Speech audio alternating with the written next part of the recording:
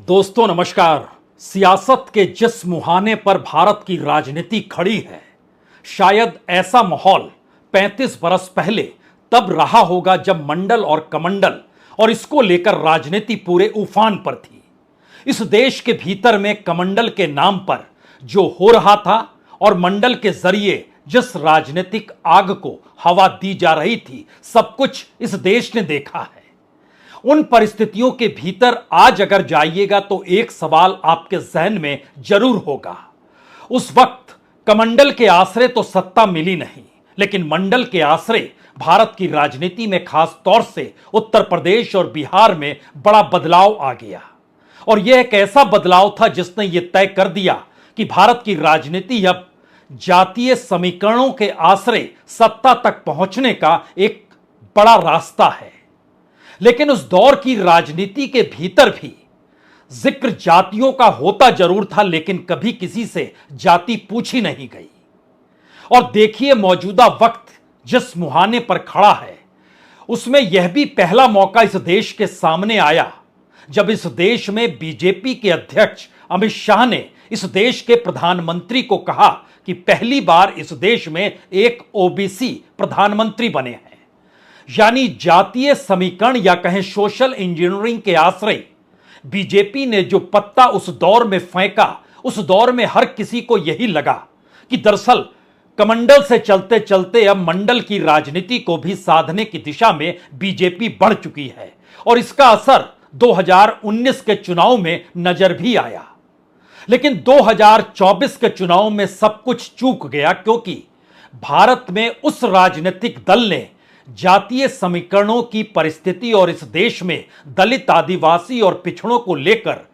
जो मुहिम शुरू की, वह भी राजनीतिक तौर पर उसने इस देश के तमाम राजनीतिक दलों को जमीन सुंघा डाली। और यह जिक्र कांग्रेस का है, यह जिक्र राहुल गांधी का है। लेकिन भारत की राजनीति में अगर किसी पॉलिटिकल पार्टी या सत्ताधारी पार्टी को यह लगने लग जाता है कि वह जिस राजनीति को कर रही थी उससे वह चूक रही है, तो शायद वह उस हकीकत में आकर खड़ी हो जाती है जहां पर वो जानती है कि उसका कोर वोटर कम से कम उससे ना छिने। इससे पहले संसद के बाहर बीजेपी के अध्यक्ष अमित शाह ने देश के प्रधानमंत्री के ओबीसी कहा था और गर्व के साथ कहा था कि देखिए, ओबीसी प्रधानमंत्री है बीजेपी का, तो इस देश के ओबीसी बीजेपी के साथ खड़े होंगे। यही सियासत उत्तर प्रदेश में खास तौर से चल पड़ी थी। लेकिन आज पार्लियामेंट के भीतर बीजेपी के नेता सांसद अनुराग ठाकुर ने जब इस बात का जिक्र किया कि जो गणना की मांग कर रहे हैं उनकी जाति क्या है, यानी सीधे तौर पर राहुल गांधी को निशाने पर लेते हुए कहा या कहें पूछा अप्रोक्ष तौर पे कि दरअसल उनकी जाति तक तो पता नहीं है, तो क्या यह एक ऐसी परिस्थिति है जिसमें बीजेपी को अब लगने लगा है कि राहुल गांधी जिस जाति जनगणना का जिक्र करते हुए भारत की राजनीति में अब बीजेपी के मार्फत सेंध लगा रहे हैं, उसे बचाने के लिए बीजेपी को अब कुछ नई तरीके से एक बिसात बिछानी होगी। और उसी के तहत क्या पहली बार पार्लियामेंट के भीतर वह भी विपक्ष के नेता से जाति पूछ ली गई। ऐसी परिस्थिति भारत की राजनीति में इससे पहले कभी नहीं थी। क्या हुआ पार्लियामेंट के भीतर, उसको अगर आप जानें उससे पहले एक चीज समझ लीजिए। राहुल गांधी जिस राजनीति को साध रहे हैं वह इस हकीकत से वाकिफ हैं कि कांग्रेस का पुराना वोट बैंक, जो दलित भी थे, जो आदिवासी भी थे, जो पिछड़ी जातियों से भी आते थे और ऊंची जातियों से भी आते थे, वो तमाम चीजें बिखर गई मंडल कमंडल की राजनीति के बाद से, यानी 35 बरस पहले। और शायद यही वजह है कि बीजेपी की सत्ता इस दौर में मंडल और कमंडल दोनों को लेकर बिहार यूपी में राजनीति साधती चली गई, लेकिन कांग्रेस की सत्ता दोनों जगहों पर नहीं है। और इस देश के तमाम राज्यों में अगर जातीय समीकरण के आश्रय कांग्रेस चल निकली तो फिर ना तो कोई छत्रप बचेगा और बीजेपी का तो बोरिया बिस्तर ही सिमटा जाएगा। यह डर बीजेपी को है और यह ताकत इस वक्त कांग्रेस के पास है, क्योंकि राहुल गांधी खुले तौर पर जाति जनगणना का जिक्र करते हुए इस समाज में हाशिए पर पड़े तबके की जरूरतें और उनको हाशिए पर ले जाकर क्यों खड़ा कर दिया गया और मुख्यधारा की राजनीति और मुख्यधारा की सत्ता करने वाले राजनीतिक दल क्यों उन्हें अलग रखते हैं, इन बातों का खुले तौर पर न सिर्फ जिक्र कर रहे हैं बल्कि उनके साथ खड़े होकर उन्हें समझा भी रहे हैं। और शायद यही वो वजह है कि पहली बार राहुल गांधी से उनकी जाति संसद के भीतर पूछी भी गई तो कुछ इस तर्ज पर पूछी गई। माननीय सभापति ji, I have already given an opportunity to Rahul Gandhi ji. Rahul Gandhi ji अपनी उन्होंने ही हैज एक्सप्रेस हिज फीलिंग जो उनको था। नहीं आप दल से बाहर आ जाए, कृपया आप दल से आ जाएं, फिर मैं उनको फिर समय दे दूंगा, जी सर मैंने कहा था कि जिसको जात का पता नहीं वो गन्ना की बात करता है। मैंने नाम किसी का नहीं लिया था सर, नाम तो किसी का नहीं लिया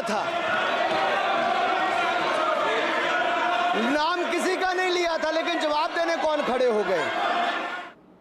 यूं भी भारत की राजनीति ही नहीं बल्कि समाज के भीतर भी कभी किसी से खुले तौर पर जाति पूछी नहीं जाती है, और खास तौर से जाति को पूछना और जातीय भावना के जरिए समाज के भीतर राजनीतिक दखल को अपने अनुकूल करने की सोच भारत में सभ्यता और संस्कृति के लिहाज से कभी भी फिट मानी नहीं गई। लेकिन मौजूदा वक्त में ऐसी कौन सी परिस्थिति आ गई कि संसद के भीतर बीजेपी उस वक्त संसद की बहस में राहुल गांधी के जाति का जिक्र कर गई जिस वक्त देश के वित्त मंत्री को बजट पर जवाब देना था, यानी बजट से ऐन पहले अनुराग ठाकुर जिन मुद्दों को उठा रहे थे वह मुद्दे पूरे तरीके से राहुल गांधी द्वारा दिए गए भाषणों के जवाब के तौर पर कोई भी देखना चाहे तो देख सकता है। लेकिन उसके आगे का सवाल यह है, क्या वाकई जाति इस दौर में भारत की राजनीतिक सत्ता की जरूरत है, या फिर सत्ता तक पहुंचने की जरूरत है, या फिर वाकई इस देश के भीतर में राजनीतिक सत्ताओं ने जो काम जातियों के नाम पर किया उसी आधार पर जातियों को दरकिनार भी किया। इसीलिए इस देश के भीतर दलित और आदिवासियों की मुख्यधारा की राजनीति तो दूर, यहां के गवर्नेंस में भी उनके पूछा ही नहीं जाता है, या फिर उनका योगदान नहीं है, या फिर उनकी शिरकत ही नहीं हो पाती है। इस देश के भीतर में बहुत छोटा तबका है जो कि ग्रेजुएट तक भी पहुंच पाए, यानी मुख्यधारा की राजनीति नहीं बल्कि गवर्नेंस में शामिल होने के लिए कम से कम आपको ग्रेजुएट तो होना पड़ेगा। लेकिन जरा कल्पना कीजिए, निचली जातियों का पिछड़ा तबका, दलितों का समाज, आदिवासियों की परिस्थिति, इस देश में मुस्लिम यानी माइनॉरिटीज के भीतर जो गरीबों का पूरा कुनबा है, उन परिस्थितियों में उनकी पहुंच ग्रेजुएट होने तक यानी बीए या बीएससी करने तक भी अगर सिर्फ 2 से 2.5% के बीच रेंग रही हो और कई जगहों तो उससे भी कम हो, तो उनकी शिरकत भारत की मुख्यधारा के भीतर कैसे हो सकती है। और इस दौर में जब मीडिया चारों तरफ फैला हुआ है और मीडिया के जरिए जिन बातों का जिक्र हो रहा है या किया जा रहा है, उसने अगर सिर्फ और सिर्फ बीते 10 बरस में मोदी सत्ता के अनुकूल ही सारी जानकारी, सारी सूचना दी, और पहली बार 2024 के चुनाव के बाद सरकार इस बात को लेकर भी डर गई कि अगर वही मीडिया राहुल गांधी के साथ खड़ा हो गया या फिर मोदी सरकार से सवाल पूछने लगेगा तब वो जवाब क्या देंगे।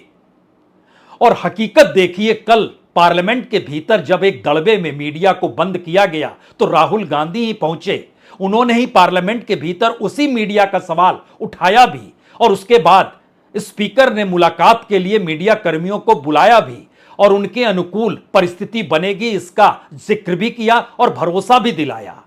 लेकिन भारत की राजनीति के भीतर लोकतंत्र के चारों पायदान को अगर आप मौजूदा वक्त में परखें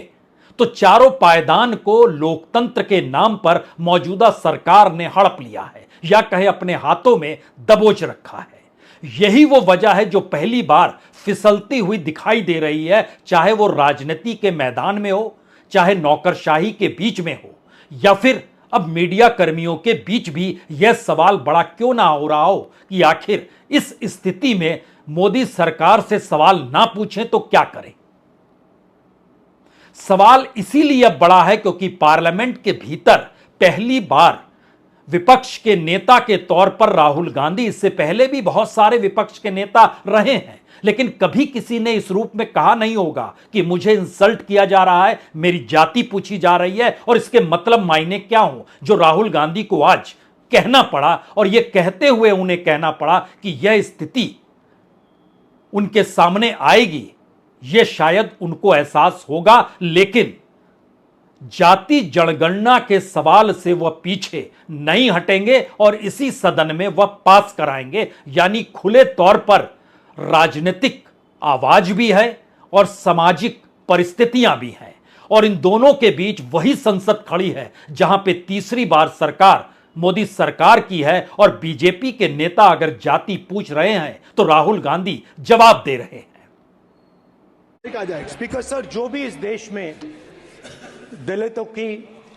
आदिवासियों की, पिछड़ों की बात उठाता है, जो भी उनके लिए लड़ता है, उसको गाली खाना ही पड़ता है। और मैं ये सब गालियां खुशी से खाऊंगा, क्योंकि महाभारत की बात हुई तो महाभारत में अर्जुन को सिर्फ मच्छी की आंख दिख रही थी, उसी प्रकार मुझे सिर्फ मच्छी की आंख दिख रही है। जाति जनगणना हम करा के दिखाएंगे, खत्म। आपको जितनी गाली देनी है आप दीजिए, हम खुशी से लेंगे। धन्यवाद। तो क्या राहुल गांधी ने सीधे तौर पर सरकार को चुनौती दे डाली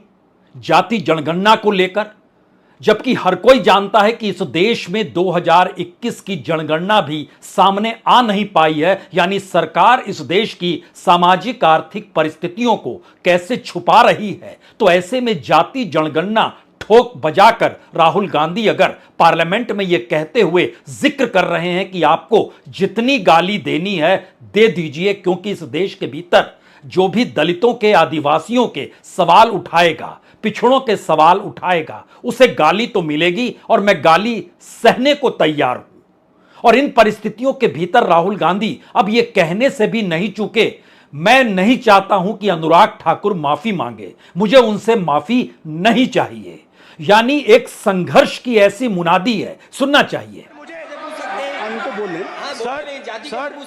अनुराग ठाकुर जी ने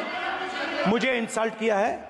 मगर मैं अनुराग ठाकुर जी से कोई माफी नहीं चाहता हूं, मुझे कोई माफी की जरूरत नहीं है। मैं लड़ाई लड़ रहा हूं, जितनी आपको गाली देनी है मैं आपसे कभी माफी नहीं मांगूंगा, मुझे आपकी माफी नहीं चाहिए। राहुल गांधी यानी 10 बरस की खामोशी भरी विपक्ष की तमाम राजनीति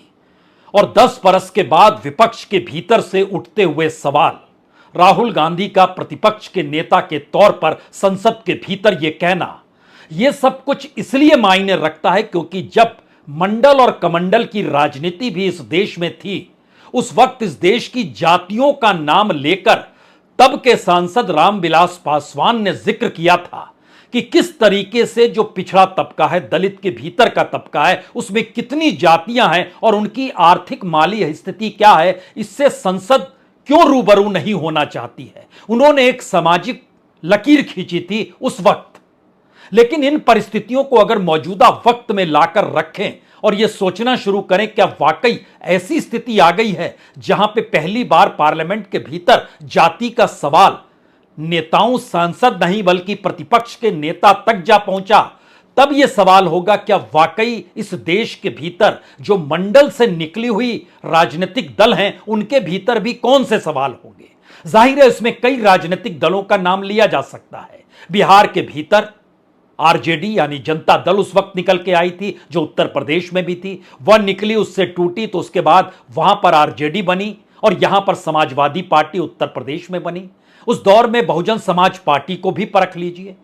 यानी राजनीतिक दलों के बिहार उत्तर प्रदेश के समीकरणों में एक सच तो यह जरूर है, सिर्फ इन 2 राज्यों में 120 सीटें आती हैं और इस देश के भीतर में मंडल की राजनीति जितनी सीटों को प्रभावित करती है उनकी संख्या तकरीबन 349 सीटें हैं।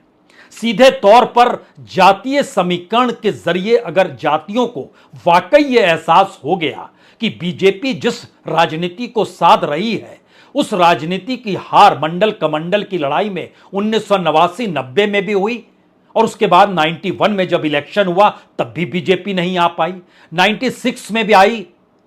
अयोध्या, या कहें उस दौर में बाबरी मस्जिद विध्वंस के बाद, तब भी वह सिर्फ 13 दिन रह पाई। और जब अटल बिहारी वाजपेयी उसके बाद प्रधानमंत्री बने तो वह भी आर्थिक रिफॉर्म की दिशा में चले गए, और उनको कहना पड़ा कि हम ट्रैक 2 पर हैं, जो मनमोहन सिंह और पीवी नरसिम्हा राव 91 में इस देश में रिफॉर्म लेकर आए थे, यानी इस देश की आर्थिक परिस्थितियों के साथ उन्होंने खुद को जोड़ा। लेकिन मौजूदा वक्त में क्या मौजूदा सरकार के सामने कुछ भी बताने को नहीं है? क्योंकि आज पार्लियामेंट में जब अपना भाषण जवाब देते हुए निर्मला सीतारमण ने शुरू किया तो वो कहने लगी कि देखिए 2014 में एग्रीकल्चर का जो बजट होता था 30,000 करोड़ का था, आज ये बजट 1,52,000 करोड़ का हो गया। स्किल और एम्प्लॉयमेंट को लेकर बजट 85,000 करोड़ का होता था, आज यह बजट बढ़कर 1,48,000 करोड़ का हो गया। वुमेन्स एम्प्लॉयमेंट को लेकर उन्होंने कहा तब 96,000 करोड़ का बजट होता था, आज की तारीख में यह 3,27,000 करोड़ का हो गया है। इसी तरीके से रूरल और अर्बन डेवलपमेंट का भी जिक्र किया कि कितने करोड़ रुपए, कितने लाख करोड़ रुपए बढ़ गए हैं इस दौर में। यानी बीते 10 बरस की परिस्थिति बताने को कोई तैयार नहीं, और यह स्थिति क्या वाकई सरकार की है जिस वजह से उसे बार बार जाति की दिशा में लौट कर आना पड़ रहा है? क्योंकि प्रधानमंत्री भी आज जब सीआईआई की बैठक में थे तो वो अपने 10 बरस से हटकर 2014 की परिस्थितियों को बताने में लग गए, जिससे मौजूदा वक्त को लेकर कोई सवाल ना करे। और वो ये जानकारी देने लगे कि 2014 से पहले भी किस तरीके का बजट और उसमें कितनी रकम होती थी, किस क्षेत्र में लेकर, और उस दौर को याद कीजिएगा तो स्कैम के तौर पर वो दौर याद आएगा। यानी बीते 11 बरस तक जो प्रधानमंत्री इस देश में रहा हो, वह इन 11 वर्षों से हटकर दोबारा अतीत में लौट जाए, यह काम तो मनमोहन सिंह ने नहीं किया, अटल बिहारी वाजपेयी ने नहीं किया, पीवी नरसिम्हा राव ने नहीं किया, इंदिरा गांधी ने नहीं किया, राजीव गांधी ने नहीं किया, वीपी सिंह ने नहीं किया, देवेगौड़ा ने नहीं किया, आईके गुजराल ने नहीं किया। लेकिन इस दौर में 11 बरस, वह भी 1962 के रिकॉर्ड के बराबर पहुंचने के बाद कि हम तीसरी बार चुने गए, फिर भी पुरानी अतीत की डायरी को खोल रहे हैं, क्योंकि बताने के लिए क्या कुछ नहीं है। इसीलिए जाति के सवाल आए हैं, और इसको लेकर जो शोर मच रहा है उसमें बकायदा सांसद ये सवाल उठा रहे हैं। हमें लगता है 2 चीज अब समझनी चाहिए। पहली बात तो ये, प्रधानमंत्री खुद क्या कह रहे हैं यह भी सुन लीजिए जो उन्होंने आज कहा। 2014 के पहले की फ्रेजाइल 5 वाली स्थिति और लाखों करोड़ के घोटालों के बारे में यहां हर किसी को पता है। हमारी इकोनॉमी की क्या स्थिति थी, इसकी बारीकियां सरकार ने व्हाइट पेपर जारी करके देश के सामने रखी है।